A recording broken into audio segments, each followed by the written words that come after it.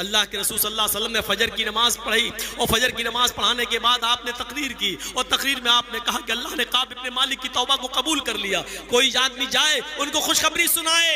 हजरत काब इब्ने मालिक को जब ये खुशखबरी मिली कि अल्लाह ताला ने मेरी तौबा को कबूल कर लिया है, मारे खुशी के वो अल्लाह के नबी के पास आए। और सुनो नौजवानों, हजरत काब इब्ने मालिक को जब इतनी बड़ी खुशी मिली कि अल्लाह ताला ने मेरी तौबा को कबूल कर लिया, तो वो अल्लाह के रसूल के पास आए और फरमाने लगे, अल्लाह के नबी आज मुझे सब कुछ मिल गया है। 50 दिन हमने कैसे गुजारे ये हम जानते हैं, 50 दिन हमने कैसे गुजारे हम जानते हैं। आज अल्लाह ने हमारी तौबा को कबूल कर लिया है, आज अल्लाह ताला ने मेरी सुन ली है, आज मुझे सब कुछ मिल गया है। इसलिए आज मेरे पास जो कुछ भी माल है, ओफो, ये चीज हम सुनाना चाहते हैं आपको। आज मेरे पास जो कुछ भी दौलत है, जो भी जमीन है, जायदाद है, प्रॉपर्टी है, जो कुछ भी जितना मैं मालिक हूं, आज सारा का सारा मैं राह खुदा में सदका करने के लिए तैयार हूं। सब कुछ अल्लाह की राह में लुटाने के लिए तैयार हूं। अय अल्लाह के नबी, आज हमें सब कुछ मिल गया है, इसलिए मैं अपना सारा माल, सारी दौलत, सारी जमीन, सारी प्रॉपर्टी अल्लाह को देने के लिए तैयार हूं, सदका करने के लिए तैयार हूं। अल्लाह के नबी फौरन उठे, खड़े होकर आपने फरमाया, आए काब इब्ने मालिक, तुम ऐसा नहीं कर सकते हो। अपना पूरा का पूरा माल सदका नहीं कर सकते हो। अगर तुम अपनी प्रॉपर्टी, जमीन और जायदाद पूरा का पूरा अगर राह खुदा में सदका कर दोगे तो तुम सड़क पे आ जाओगे, तुम भिखारी बन जाओगे, तुम्हारे पास कुछ नहीं रहेगा। अल्लाह ये भी नहीं चाहता कि तुम सब अल्लाह को दे दो और तुम सड़क पे आ जाओ। पूरा वाकया बताने का मेरा मकसद ये है कि अच्छे काम में भी आप ज्यादा नहीं बढ़ सकते हैं, एक लिमिट है मेरे भाइयों। जब सदका और खैरात और ज़कात और ज़कात में भी एक लिमिट है। आपके पास इस्तिताअत है तो 2.5% आपके ऊपर फर्ज है। 100 रुपए में 2.5 रुपए, 40 रुपए में 1 रुपया। आपके पास 100 रुपए, 100 की 100 पूरी ज़कात नहीं दे सकते हो। जब अच्छे काम में पूरा माल खर्च नहीं कर सकते हो, सदका और खैरात में अपनी प्रॉपर्टी और अपनी जमीन और जायदाद नहीं दे सकते हो, तो शादियों में लुटा सकते हो, फजूल खर्ची कर सकते हो, बारातियों को खिलाने में फजूल खर्ची कर सकते हो, बारात ले जाने में फजूल खर्ची कर सकते हो, आतिशबाजी, गोला बारूद और बंदूक की गोलियों में फजूल खर्ची करना कहां से जायज हो गया। मेरे भाइयों, 300 आदमियों को ले जाना, दूल्हा के सेहरा बांधना, घोड़े का इंतजाम करना, बगल में शादी है लेकिन मारुति गाड़ी 4 व्हीलर को ले जाना, ये फजूल खर्ची नहीं है तो और क्या है। मेरे भाइयों, इन तमाम फजूल खर्चियों में पैसा कैसे खर्च कर सकते हो जब अच्छे काम में हद से आगे नहीं बढ़ सकते। सदका और खैरात में भी एक लिमिट मुतय्यन है, तो फिर इन बुरे कामों में आपको फजूल खर्ची करने की इजाजत किसने दे दी है? फजूल खर्ची करने का मशवरा आपको किसने दे दिया है? मेरे भाइयों, इन वाकयात की रोशनी में बताओ हम कैसे लग रहे हैं। आपने काब इब्ने मालिक से क्या कहा? पूरा माल खर्च नहीं कर सकते, जबकि वो खुशी में करना चाहते थे कि सब दे रहा हूं, लो सब ले जाओ, लेकिन क्या कहा? एक और सुनो, बुखारी शरीफ किताबुल वसाया, हजरत साद, सुनिए, साद इब्ने अबी वकास बीमार हुए। थोड़ा सा खामोशी के साथ आप लोग जो हो सके वो डालते जाएं, और इधर सुनिएगा, ये बड़े दिलचस्प वाकयात अब हम सुना रहे हैं। हजरत साद इब्ने अबी वकास एक मर्तबा बीमार हुए, बहुत बीमार हो गए, तो अल्लाह के नबी उनकी अयादत के लिए तशरीफ ले गए, देखने के लिए, तीमारदारी अयादत, उनको देखने के लिए गए। साद इब्ने अबी वकास ने मुहम्मद रसूलुल्लाह का हाथ पकड़ लिया ऐसे। शायद हजरत साद इब्ने अबी वक्कास को यह एहसास हो गया हो कि अब हम जिंदा नहीं रहेंगे। हो जाता है बहुत से लोगों को, कभी कभी आप सुनेंगे ऐसे आदमी कह देता है मेरे बहुत तेज दर्द हो रहा, अब हम नहीं बचेंगे, ऐसा उसको महसूस होने लगता है। क्योंकि जब रूह इंसान की निकलती है तो वो उसको अपनी आंखों से देखता है निकलते हुए रूह।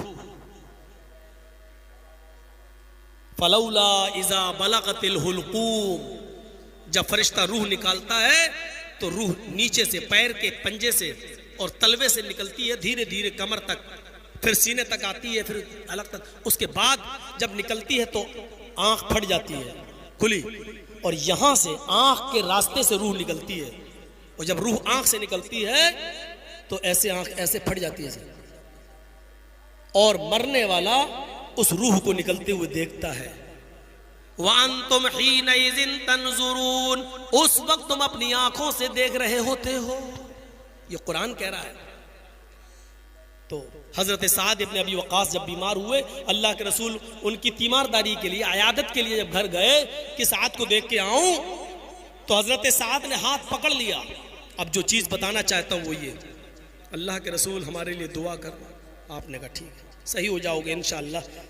ये वो तो हजरत साद इब्न अबी वक़ास ने फरमाया, अय अल्लाह के रसूल, आप तो मेरे बिजनेस और कारोबार के बारे में जानते ही हैं। अल्लाह का शुक्र है, अल्लाह का दिया हुआ मेरे पास सब कुछ है। सुनिए, लोग मरते वक्त सदका और खैरात करते हैं ना, लो ये उनको यकीन हो जाता है अब यही काम आएगा। तो साद इब्न अबी वक़ास ने क्या कहा, अल्लाह के रसूल, मेरे पास अल्लाह का दिया हुआ सब कुछ है। मेरे बिजनेस, मेरे तिजारत के बारे में आप जानते हैं, मेरी प्रॉपर्टी, मेरी जमीन, मेरी जायदाद आप जानते हैं उसके बारे में। और ये भी जानते हैं कि एक बेटी के अलावा मेरे पास कोई नहीं है, सिर्फ मेरी एक बेटी है। कल उसकी शादी हो जाएगी, वो भी दूसरे की घर की हो जाएगी, वो भी ससुराल चली जाएगी, मैका छोड़ देगी। इसलिए मैं चाहता हूं कि मेरे पास जो जमीन है, जो जायदाद है, जो दौलत है, जो प्रॉपर्टी है, उसकी मैं वसीयत कर दूं। सारा का सारा माल मैं वसीयत कर दूं, सारी प्रॉपर्टी, जमीन और जायदाद की मैं वसीयत कर दूं। वसीयत का मतलब इतना फलां को, इतना फलां को, इतना फलां को, इतना फलां को, इतना सबका सब मैं वसीयत कर दूं। अल्लाह के नबी फरमाते हैं, ऐसा हरगिज नहीं। गौर कीजिए, वो अच्छे काम की इजाजत मांग रहे हैं, मैं सब गरीबों मिस्कीनों में लुटा दूं। और अल्लाह के रसूल क्या कह रहे हैं, हरगिज नहीं। ऐसा तुम अपने जमीन और जायदाद की सारी मिल्कियत की वसीयत नहीं कर सकते हो। अच्छा ठीक है, तो आए अल्लाह के नबी, मैं 2/3 की वसीयत कर दूं। 2/3 हमारे पास जितनी भी प्रॉपर्टी, जमीन और जायदाद है, उसके 3 हिस्से करके 2 को मैं सदका कर देता हूं और 1 हिस्सा छोड़ देता हूं। ठीक है, यानी 3 हिस्से करता हूं, 3 पार्ट्स में डिवाइड कर दूं, 3 हिस्से कर दूं, 2 भाग सदका खैरात कर दूं और 1 रख लूं। बुखारी शरीफ की हदीस के अल्फाज, अल्लाह के नबी फरमाते हैं, ऐसा तुम ऐसा भी नहीं कर सकते हो। देख रहे हैं, 3 भाग में से 2 को गरीबों मिस्कीनों में बांट दो और 1 अपने पास रखना ऐसा भी नहीं कर सकते हो। का अल्लाह के रसूल, सारा भी नहीं बांट सकता हूं, 2/3, 2/3 भी नहीं। आपने कहा नहीं, तो ठीक है अय अल्लाह के नबी, फिर ऐसा करता हूं, आधा रोक लेता हूं और आधा सदका कर देता हूं, आधा गरीबों मिस्कीनों में बांट देता हूं, आधे की वसीयत कर देता हूं। अल्लाह के नबी सल्लल्लाहु अलैहि वसल्लम फरमाते हैं, ऐसा तुम आधा भी वसीयत नहीं कर सकते हो। हमें लगता है शायद सुना नहीं होगा ये सब वाकयात। आधा, जितनी जमीन और जायदाद तुम्हारे पास है, जितनी भी दौलत तुम्हारे, आधा भी वसीयत नहीं कर सकते। और जबकि वो मरजुल मौत में, साद इब्न अबी वक़ास बीमार है, वो चाह रहे हैं कि इस बीमारी में हम सदका खैरात कर दे और अल्लाह कबूल करे, लेकिन अल्लाह के नबी क्या कह रहे हैं, पूरा नहीं कर सकते हो। 2/3 नहीं, 2/3 भी नहीं, दूसरा 3 हिस्से में से 2 हिस्से नहीं, आधा भी नहीं। तब हजरत साद इब्न अबी वक़ास ने फरमाया कि आए अल्लाह के नबी सल्लल्लाहु अलैहि वसल्लम, तो क्या मैं 1/3, 1/3 यानी 3 हिस्से कर दूं और 2 हिस्सा अपने पास रख लूं और 1 हिस्सा मैं सदका और खैरात कर दूं, वसीयत कर दूं। अल्लाह के नबी फरमाते, हाँ ऐ साद इब्न अबी वक़ास, तुम 1/3 की वसीयत कर सकते हो, 1/3 की वसीयत कर सकते हो, लेकिन ये भी ज्यादा है। देखिए, आपने इजाजत तो दे दी 1/3 की वसीयत कर सकते हो, लेकिन साथ में ये भी कह दिया कि ये भी ज्यादा है, यानी कुछ और कम करना चाहो तो कर सकते हो, और अगर नहीं तो 1/3 की कर सकते हो। ये पूरा वाकया बताने का मेरा मकसद सिर्फ इतना है कि मरते वक्त वो सदका करना चाहते हैं, अच्छा काम करना चाह रहे हैं, जहेज में पैसा नहीं लुटा रहे हैं, बारातियों पे खर्च नहीं कर रहे हैं, आतिशबाजियों में पैसा खर्च नहीं कर रहे हैं, दड़े सट्टे पर पैसा खर्च नहीं कर रहे हैं, माले हराम पर और हराम चीज में नहीं लुटा रहे हैं, हराम चीज पर नहीं लुटा रहे हैं, बल्कि सदका करना चाहते हैं, गरीबों को देना चाहते हैं। लेकिन अल्लाह के नबी फरमाते हैं ये भी नहीं कर सकते हो, इतना कर सकते हो, इतना नहीं कर सकते। अब आप अंदाजा लगाओ, जब दीन के